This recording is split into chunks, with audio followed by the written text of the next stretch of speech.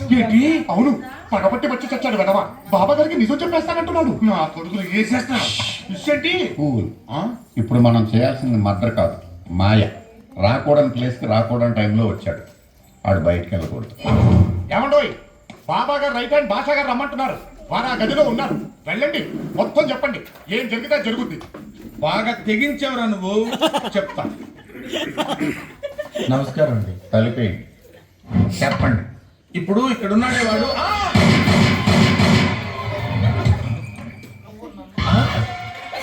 ఏంటి సీమటపకాయ పిల్ల చెప్పు వచ్చింది?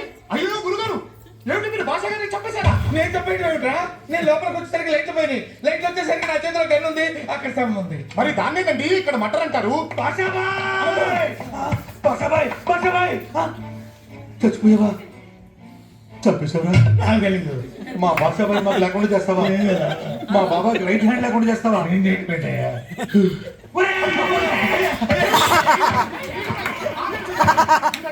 నా ముఖం చూసి క్షమించండి. నేను క్షమించినా బాబా క్షమించదు. మీరేం చెప్తే చేయడానికి నేను సిద్ధంగా ఉన్నాం. సరే, నువ్వు చెప్పా కూడా వదిలేస్తున్నా.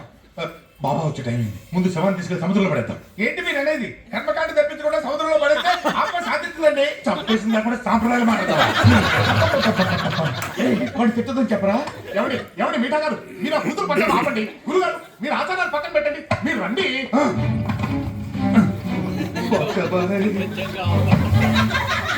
ఇలా మర్డర్ కేసులో ఇరుకోవాల్సి వస్తుందని నేను ఎప్పుడు అనుకోలేదు.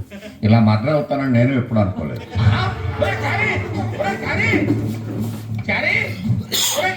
ఏమిటి గురుగారు, ఏమిటి? భాష బతికే ఉన్నాడు రా. ఎక్కడ? లోపల. మరి ఈయనెవరు? ఈయన భాష గారు కరెక్టే. మరి లోపల ఎవరు? మీరు ఎవరిని చూసి ఎవరనుకున్నారు గురుగారు? ఎవరు చూసి ఎవరు అనుకోవడం ఏంటి? నేను చెప్పినాడు నాకు తెలియదా?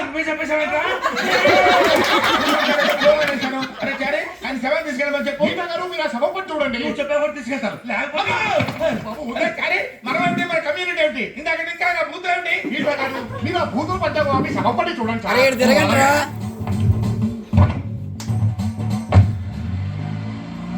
ఇటు తిరిగి చందు. నా శవాన్ని సాగనంపేసావా పంతులు? అరే అడుగురా భాష గారు.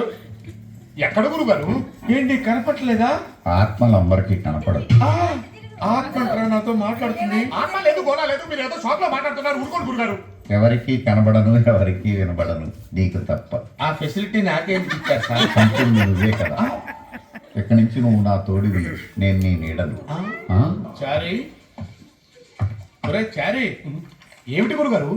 సాంగ్స్ వింటూ రిలాక్స్ అవుతున్నావా? అవునండి, చాలా బాగుంది. మీరు రిలాక్స్ అవ్వండి. నా బతుకు రిలాక్సేషన్ కూడానా? ఒరే చారీ, నీకు సీక్రెట్ చెప్తాను రా. ఎవరికి చెప్పకే. చెప్పండి గురుగారు. నేను ఈ నైట్ ఇక్కడి నుంచి జంప్ అవుదాం అనుకుంటున్నాను రా. ఎందుకు? ఆ ఆత్మ నన్ను హింస పెట్టేస్తున్నా. ఇక్కడనే పారిపోయి తలదాచుకుందాం అనుకుంటున్నాను. ఊరుకోండి గురుగారు. మీరు ఎక్కడికి వెళ్ళినా ఆత్మ వచ్చేస్తుందిగా. ఎలా వస్తుందో అయితే. ఎందుకంటే దానికి టికెట్ పాస్పోర్ట్ అక్కర్లేదు కదండి.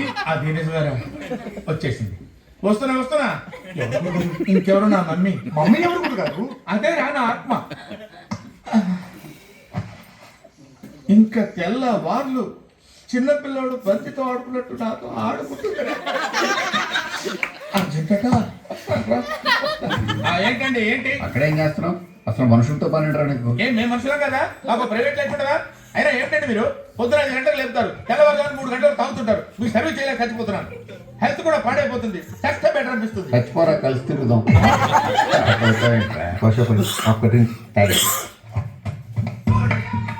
ఏమండి ఆడికి ఎలా కనిపించారు మీరు? వాడు ఆత్మ.